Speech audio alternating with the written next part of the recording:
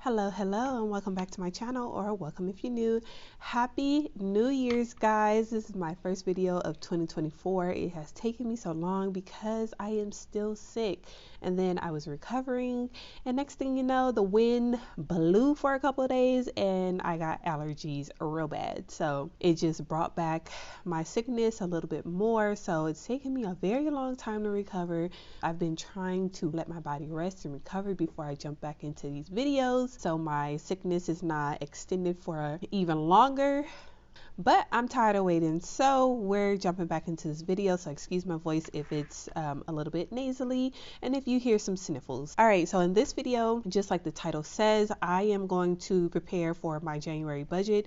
I did say in my last couple of videos that I was going to switch over to the Max Drill Down budget planner to show you guys more of that planner and how I will budget paycheck to paycheck if that was how I was still budgeting. But since I am 2 months ahead at this point, I don't have to budget paycheck to paycheck, but my planners are flexible enough that even if I don't need to budget paycheck to paycheck, it's still a good habit and I am still able to. So I'm going to jump right over to this worksheet that I made, and it's basically a worksheet that I made so that it's one spot that I can gather all of my financial thoughts and upcoming things for the month that I may need to put into my budget. Because before I didn't have this, so I wanted to try it out and see if it will help. And then I did have this cash envelopes worksheet where I was trying to figure out how much money to put into my baskets sinking funds, because I do like to create little gift baskets for my kids throughout the year. It's like a new tradition that I'm trying out just to see if the family will like it. It's been 50-50. The Christmas holiday box was a miss as far as I'm concerned, but my kids liked it, but I'm gonna have to tweak it next time. But anyways, what I typically do is check my personal calendar first for any events that are coming up in the month that I may need to prepare for. And I already wrote on my monthly calendar, so this is basically what it looks like. I have two monthly calendars on one page. This side is for personal and this side is for work. And basically all I would do is check my monthly calendar to see if there's anything upcoming that I may need to prepare for financially in the month that I'm budgeting for. So this month is January that I'm preparing for, but I don't really like to show my monthly calendar once it's filled out and do plan with me's.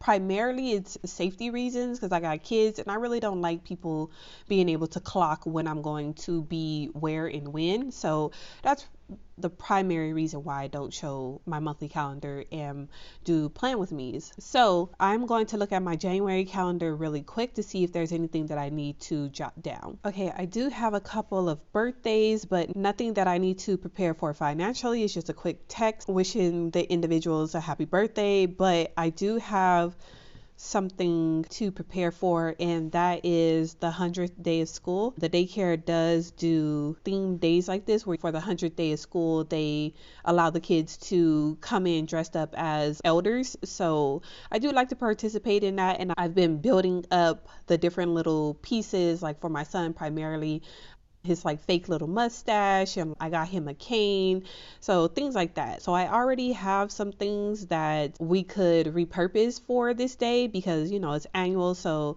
we did buy some stuff last year, so I'm gonna take a look and see what he has and if I need to buy anything. So I'm just going to note 100th day of school cosplay items, and that's just for me to look around and see what my kids have. It will be the first year that I am doing it with the girls. They could have done it last year, but I wasn't really like fully prepared for it. And they are doing the 100th day of school earlier this year because I could have sworn they did it in February last year, so it's kind of early for me. But for next month, I do need to get ready for Valentine's Day baskets for my kids, and it's going to be something small. I don't really know what I want to do this year, but I do know that I want to do pink chocolate milk for the first 14 days of February, or you know, until the pink chocolate milk powder runs out, and then I want to do on Valentine's Day morning or that weekend morning, I do want to do themed pancakes because I bought these little cookie cutters that I want to punch out different fun shapes for Valentine's Day. So it has like an X and an O, and it has like a pair of lips that I'll give to hubby, and then it has a heart-shaped cookie cutter. So I thought that would be fun and that they would enjoy that. And then I did pick up some Valentine's Day cards because last year at the daycare, each child was able to bring like a little letters box, so like a DIY letters box for the kids to exchange Valentine's Day cards and like candies, back in the day at school where they, the candy grams and stuff like that. So they were able to do that. So I'm anticipating that again for this year because it was fun last year, and I don't imagine why they wouldn't do it this Valentine's Day. So there is that. I'll have to put Valentine's Day card exchange. And then this month I am anticipating the daycare to want to take Valentine's Day pictures. They usually do that this month so that the proofs are ready for you to purchase for Valentine's Day. That's usually what happens. It's quite a few items for daycare, so I'm just making this section daycare, and then I move the baskets down here just so it's a little bit more organized. So daycare is closed on the 15th, which is MLK Jr. Day, which is fine. I have to work, but my husband is off, so he'll be at home watching the kids. So I'll have to make sure that whatever I meal plan for that day, it's something that will be quick and easy so that he's not trying to make this extravagant meal while trying to watch the kids. So that is a note for there. And then we did a big haul at Costco and we refilled a lot of our snacks. So we're pretty much good for when they're all home that day and I'm off to work. And then there is a spouse day on the 26th and sticker day is the 13th. Okay, so that is it as far as my personal calendar or my catch-all calendar. So now I'm going to move over to the budget items, and I have this clear divider here to just start me here and then work through my drill down budget planner and just make sure I check all the boxes and make sure I have everything that I need on this paper to make sure that I'm thinking about everything that's going to happen in the month of January. Even though we are 11 days into the month, I'm just showing you how I would prepare for the month because my first paycheck of January is not until the 12th. So this is actually on time as far as my paycheck to paycheck budget goes, because technically I would still be using money from December because I had a 3 payday month in December. So that money would still be taking me through January. So, early or late, it depends on how you look at it. But so yeah, flipping over to my drill down budget planner, I usually start at the annual bill tracker just to make sure that I'm not missing anything. I don't need to start at the monthly bill tracker just because that is in my monthly bills, so I don't really need to start there. So I start at my annual bill tracker. So for the month of January, I just check this column and see if there's anything coming up. So the daycare material fee is actually not going to be due until February 2nd, but since it's so early in February, I'm going to put it down here. And we set up a sinking fund last year for this, so we are good to go on this already. I would just have to move the funds so that we can pay the bill. But the daycare material fee is $100 per child, so I have 3 children, which will be $300. So that would have been a huge chunk of change right after Christmas if we didn't have our sinking fund. So that is very good that we planned for that. And then I don't think I showed you guys like clearly what this worksheet is. It's just a cash prep worksheet. I may change the title to like cash planning worksheet, something like that. But either way, I have a space right here for you to write down whatever amount of money that you want to allocate towards the, like after your bills are paid, how much money do you have left to go towards the fun things? So this is kind of what this sheet is supposed to do. So I have a column for expenses and then the amount that it is, and then you have like a total down here, and then I have a side right here for notes. So that's basically the makeup of this worksheet. So that's the only thing in January. So I'm going to keep going to the next pages, which is my important dates, where I break down by person the things that I want to celebrate for them. So I already broke down these 2 pages into my goal tracker sheet. So for this side, these are the people that I want to celebrate, which is basically my immediate family, my husband and my kids.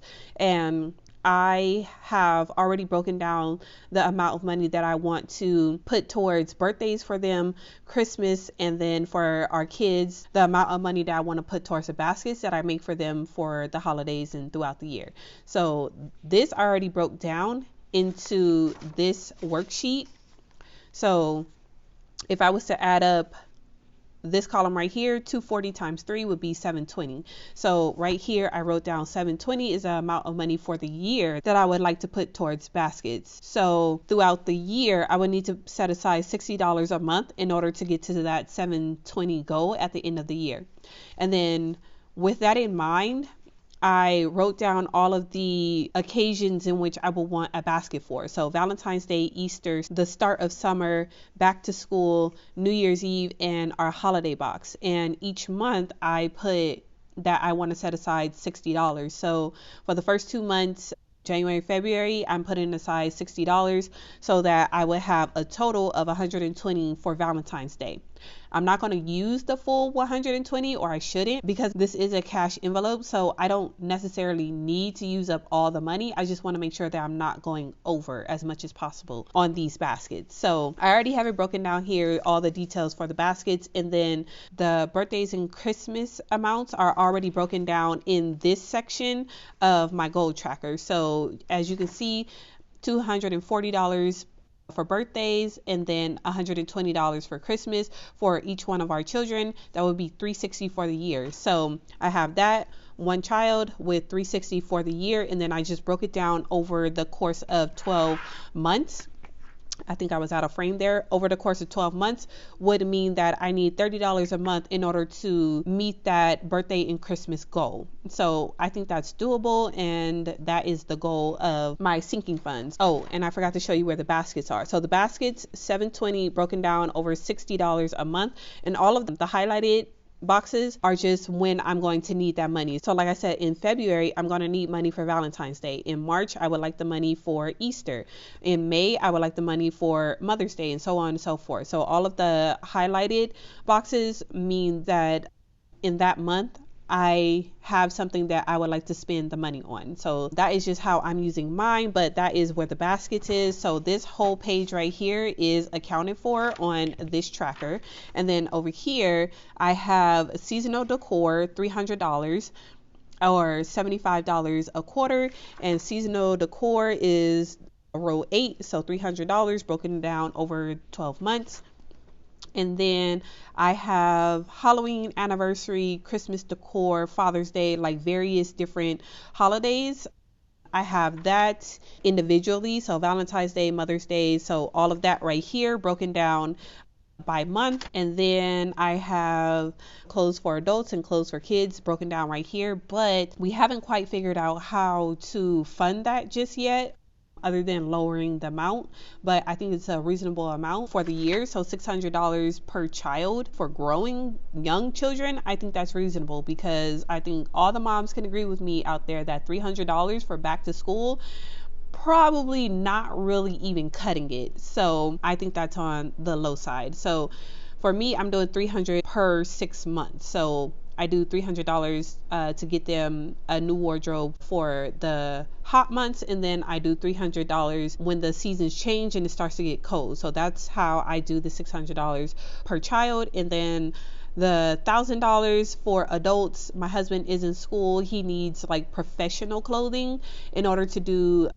he's in med school, so in order to do like his clinicals and things like that, instead of scrubs, they want him in professional attire. So those are quite expensive. So for me, $1,000 is like a drop in the bucket, because I like clothes. So it's pretty low for my family, but I can understand how $3,800 in a year for clothes would be a lot for other people, but it's not a lot for my family. So, you know, each budget is personal to different families. So all that to say that the clothes are broken down per month here. So I would need $150 per child a month in order to meet that clothing goal. And then I would need $167 a month to meet the clothing goal for me and hubby. but I'm not really focused on that. We're just buying clothes as we need them. I've already went shopping for the kids for their cold weather stuff, and probably in like April sometime I'll go shopping for the warmer months for the kids. So I have some time, but yes. Okay, so let's see. I did account for everything on this page, on these two pages, so I know that as I go down my columns, I am accounting for everything from these two pages. Long story. Long story long.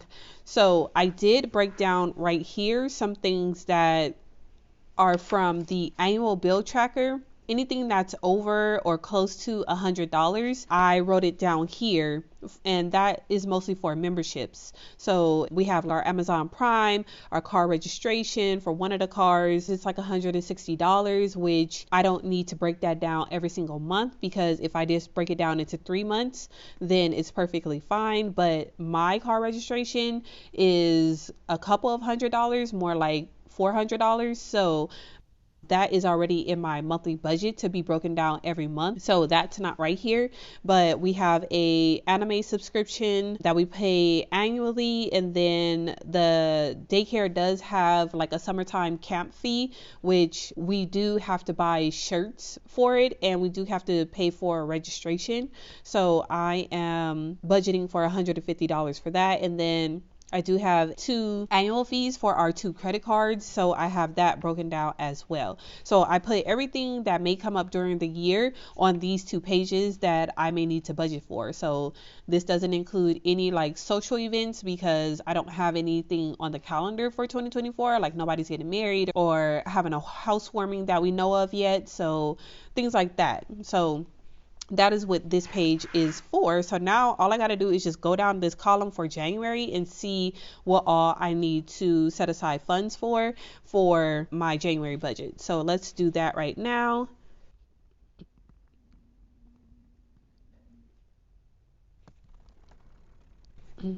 Whoops, I am so writing on the wrong spreadsheet. Y'all was just gonna let me do that too, huh? I'm just kidding.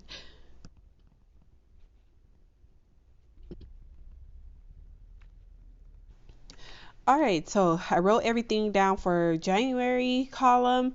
So I got everything on these 2 pages. So before I total up this page, I want to keep going and flipping through. You do get 2 goal trackers in the drill down budget planner. So just in case you got a lot going on for the year, these 2 pages should give you a good amount of space. And then these 2 pages are just my bare bones budget and my emergency fund worksheet that I still need to go over with you guys, network tracker and standard of living tracker that I still need to go over with you guys on how I intended them to be used and how I use them, but feel free to use them however you want. If you hear that in the background, that is my washing machine. So yeah, sorry. All right, and then here is the utilities tracker, where I just basically estimate how much utilities are going to be for the month based on last year's actual numbers. So I'm going to put utility estimates, and then I'm going to put water, gas, and then electric. Last year, water in January was $130.86. Gas last year was astronomical at $237.39, and then electric last year was $11.92. Okay, so now that I have the utility estimates, we're good there.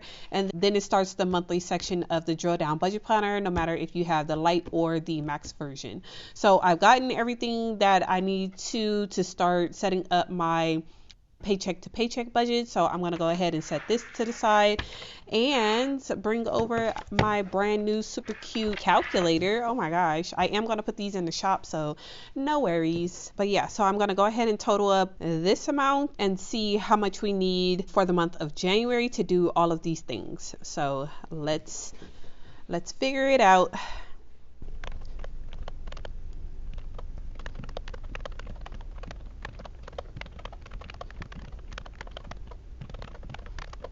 Alrighty, so we're going to need $1,095.94, which I could definitely tell you right now that that is not going to happen. A couple of these things are going to go like, you know what? Let me take out the daycare material fee because I know we already have the funds for that because of the sinking funds. I'm going to do two separate totals. There's a lot going on right now. This is real life. First time using this worksheet with you guys, so it's a little bit all over the place. But that's budgeting. So let's add this up one more time. Where the heck? Oh my gosh. That went wrong. What am I pressing? Good Lord. Okay, so I did it right the first time. It is $1,095.94. We're just going to take out this $300 because this is the amount of money that would need to come out of our actual paycheck. So I'm going to put down here the total without the daycare material fee, which is $795.94, and I'm just going to put a note without daycare. I need a little bit more space to write, apparently. Now, for February, I will do this earlier just so it's a little bit more timely. I decided to do this at the last minute, so that's why this kind of is late, but it's still exactly what I did to set up my monthly budget in my light planner, which is my actual true 2 months ahead schedule. So this is exactly what I did, and I will show you in the next video how I take this and then put it into my actual budget so that I'm sticking to my budget as much as possible and just crafting a life that I want, me and my family to live based on the things that we want to do. So stay tuned for the next video where I'll show you how I incorporate this into my budget. But that is everything that I need to keep in mind when I'm setting up my January budget. So I hope you guys enjoyed the video, and I'll catch you in the next one. Bye.